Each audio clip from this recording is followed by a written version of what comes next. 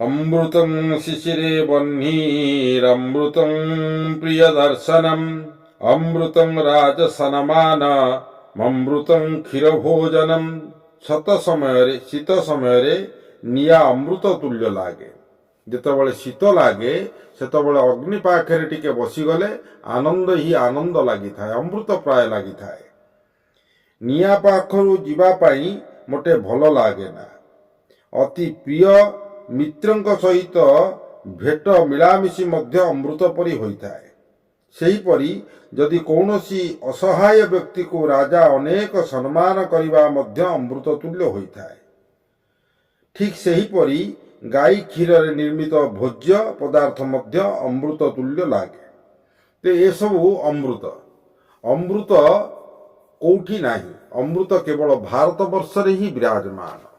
से अमृतर स्वाद चाखिछि केवल भारत वर्ष बा भारतीय माने। आमे अमृतर संतान। आमे जेतबळे जन्म ही नथिले अमृतरे थिले। जन्म हवा परे अमृतरे ही अच्छे एवं मृत्यु परे मध्य अमृत को जीवा। आमे अमृतमय शरीर आमे धारण करिचे।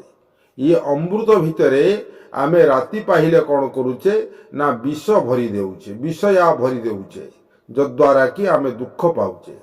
तेणुकरी कथा कहिले जे शीत समय रे जेमती निया बहुत आनंद प्रदान करि थाए एवं निया पाखरु उठी जीवा को इच्छा हुए नाही बा कौनसी बंधु जेतबळे मिली जाए से बंधु को देखिला परे जो आनंद प्राप्ति होई थाए एवं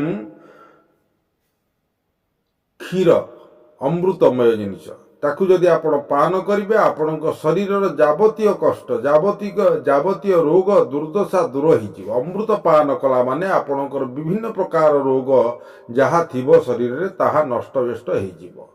तेणुकरी अमृत पान करिबा आमर धर्म। आमे अमृतमय संतान। जय जगन्नाथ।